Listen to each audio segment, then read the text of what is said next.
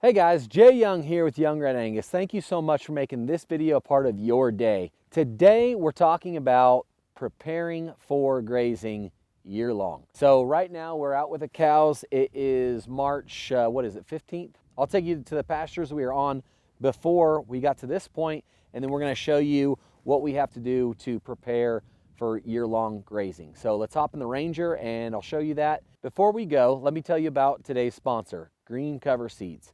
I want you guys to go to greencover.com and check out their Smart Mix Calculator.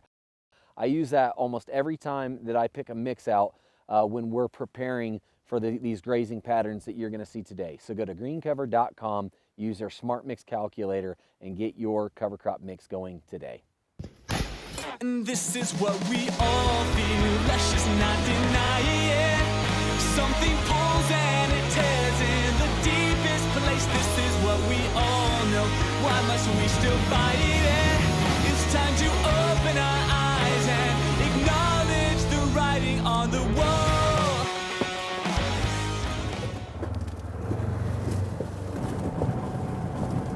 All right, guys. We'll call this field Field A. This is a field of Milo stalks that my neighbor let us rent. We're not going to be here again. I'm just letting you know where they were at the beginning of January. So they're here in January for 3 weeks. Because it was my neighbor's, I wanted to be really careful about not overgrazing it. Well, even if it was mine, I would have been really careful about not overgrazing it. So we were here for 3 weeks. Now I'm going to take you to the next field where we were at in the end of January through February. Okay guys, here we are at Field B. So Field B is a irrigated field that we had corn on last year. We just grazed the cows on this the end of January through February, so we've got roughly 6 weeks. And what I did was I did it in sections. I gave them 60 acres on this side or to the north for 3 weeks, and then they were on this side for 3 weeks, and that's what we're doing with the cows where they're at right now. They're going to be on one side for 3 weeks of the circle, and then they're going to the other side. That's where they were the month of February. So this is Field B, and we already planted this to oats earlier, no, not this week, last week. So we planted this field to oats. So Field B, they'll be back on in June. We'll talk about that in a little bit, but let's go to where they're at now. Here we are at Field C. This is our other irrigated field of corn from 2022. So it's corn stalks that the cows are grazing right now here in March. Next week on the 21st, we'll move them to this side of the circle, and they'll be on this side for 3 weeks, and then we will move them over to Field D that I'll take you to next. So once we get them off here, sometime in April, we will plant this to a corn-based cover crop mix. So it's gonna get Jimmy Red, corn, sunflowers, and I'll put the rest of that on the screen because right now I don't really remember what was in the cover crop mix, but here it is right here. And so anyway, they'll be on that later this summer, and we'll get to that after we get to where they're going next.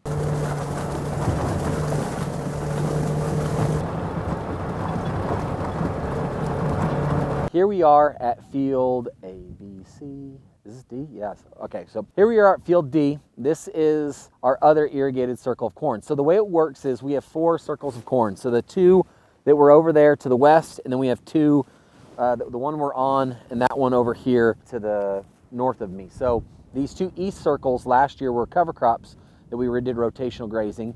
And the way it works is 1 year we'll have 2 circles that are in cover crops, and the next year we'll have 2 circles of corn because we only have enough water to full irrigate the corn. And so whenever we're watering the cover crops, it'll get like an inch of rain for it to come up. So this particular circle last year had a summer cover crop mix on it. The cattle were on it. Then once we got the cattle off, we chemically terminated it, and then we planted beardless trit into it. So the cows will go from Circle C in April, and they'll be here roughly the second week of April, and they'll be on this until May. And then from here, they'll go to that other circle. Right now, Jerry and I are not on, Jerry, for those of you guys who don't know, is my father. I'm not on clear communication with him on this, so he's probably gonna watch this video and be like, what's going on? We're gonna need to graze that probably later than what we want until the oats that we planted on Circle B are ready to go. This is the biggest challenge I'm gonna have for this year, is navigating the month of May, because I can't get to those oats too early before they're ready to be grazed.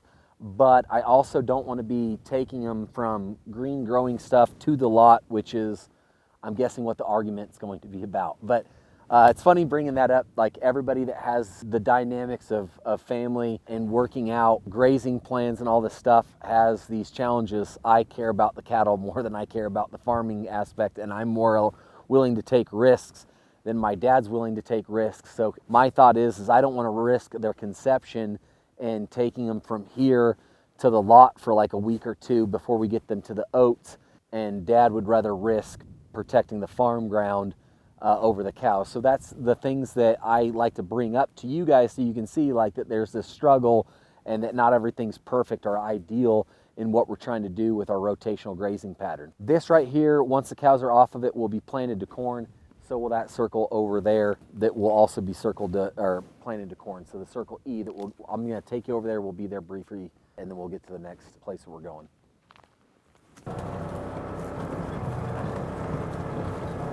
Okay guys, here we are at field D. No, that was D, this is E.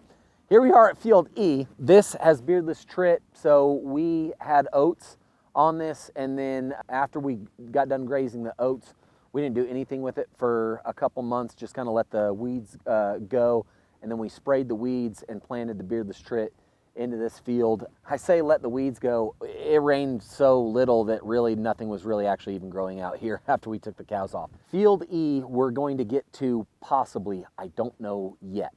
It just depends on how much grazing we get off of D.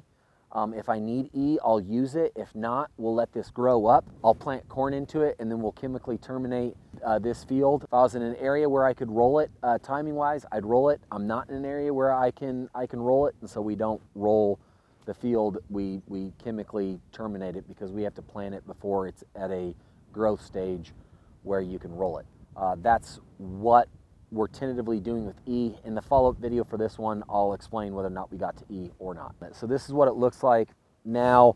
If we wouldn't have grazed it all, this is what it would look like if we wouldn't have grazed it at all. If we need to get to this field, if field D doesn't last as long as I'm planning for it to last, then we'll come over here to E. It just kind of depends on days of grazing on that other field and what the oats look like that we planted on field B. So between D and E, we should be able to get through the month of May. And once we get through the month of May, then we're gonna go back to field B. So here we are at field B.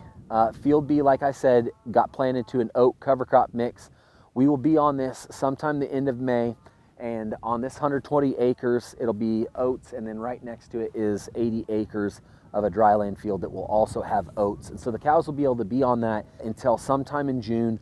Once they've got that grazed rotationally, once we've gone through this, we'll get them off this. From field B, we're going to go back to field C, where I talked about where we're gonna have the Jimmy Red cover crop mix. I won't get good regrowth, so I'm gonna just go through it probably once. From the end of June, we'll be there in July, grazing that Jimmy Red corn that I'm gonna plant in April. Plant it in April, graze it in July on field C, and then from there, we're going to the next field, A, B, C, D, E, F, okay.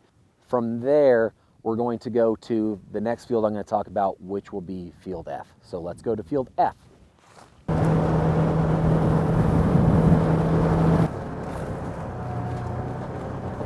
Okay guys, here we are at field F.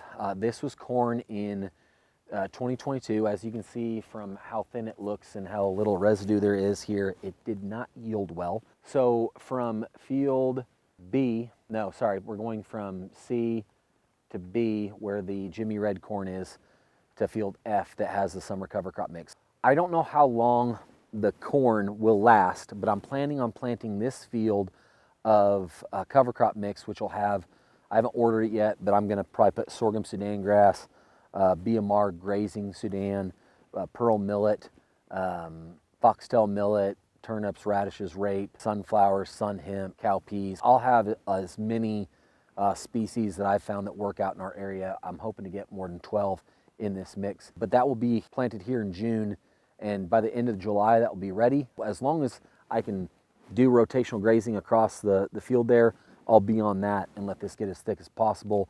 We'll hit this hopefully hard in August, and then that will give me the month of September to have some regrowth on it. It just kind of depends. That's what makes this challenging and fun at the same time. I mean, if I can get to it a little bit earlier, you know, then I can maybe get good regrowth. But if I get to it early and I'm in a drought, then I put myself in a bad position because I grazed it and I'm not gonna have good regrowth. So that's the challenge.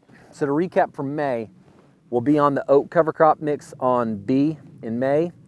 And then in C, we'll be on that Jimmy Red cover crop mix for the month of July.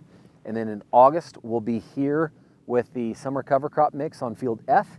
And then if I get, I'm planning after we get the oats off to plant another summer cover crop mix so that we can go there in September. So that's 3 rotations on one field, you know, during the growing season of planting cover crops and stuff. From my memory, that's the hardest I'm gonna push a field, and I may not push it that hard. It depends on how wet this summer is. If I don't get good growth off that, then we're gonna go to field G. So I'm gonna take you to field G right now.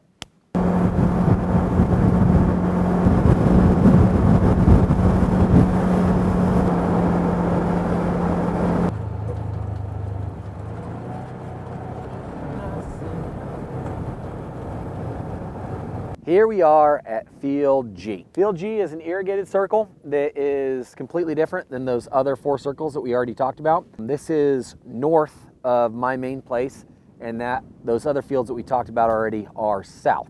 This is why this field's a little problematic. This field was corn in 2022. So in 2023, we're gonna harvest this wheat off this field, and after we harvest the wheat, we'll plant a summer cover crop mix for stockpiled forage grazing over the winter. Don't know what I'm gonna plant here yet, because if I need to have the cows out here, it would be good if it was mainly millet based. I don't want the Sudans in here because of the issue with prussic acid when it freezes. So if they can be out here on millets and stuff, that would be more ideal. So it'd be like millets, sunflowers, sun hemp, buckwheat, all the good stuff that you put in the summer mix that I already mentioned earlier in the video. The hopes is that we'll be able to still graze over on those through September, and then once it freezes in early October, then we'd be able to come over here and graze this for a long time over the winter. And then from there, we'll go where these heifers are right now, because where these heifers are right now, this is a summer cover crop mix. So we're gonna plant that to a cash crop of corn or milo. Once that's harvested, then we can take the cows through that, and I'll have plenty of milo and corn harvested that I'll be able to rotate the cows through to get us through the rest of the year. So that's the plan for grazing our cattle year round. I know it's gonna blow up my face. It's not gonna go any way like remotely close to what I just laid out here, or at least I don't think it's going to, because it never does. But that's kind of how I plan things out. I've got another field that we had milo on that I'm gonna plant to a summer cover crop mix just for a fail-safe. If we get into a real drought situation, I've gotta be flexible. And then if we don't get to that with the cows, which is, that's why I don't want to get to it with cows, because I'd like to graze heifers on that over the summer. Our heifers scanned amazing this year. I had 2 9 IMFs, which is insane. I think Wagyus are like 10. So the fact that those heifers scanned so good on their IMF scores on the cover crops, I'm excited for what that's doing for our program. It's keeping them in good shape, getting them ready for the breeding seasons. I want as many of those summer cover crop stockpile forage mixes to graze the heifers on as possible. Guys, thank you so much for watching this video. We will have a follow-up later this year on how the rotational grazing went. Look for that sometime in November or December. Subscribe if you want more video content like this. Keep pursuing soil health, and peace out.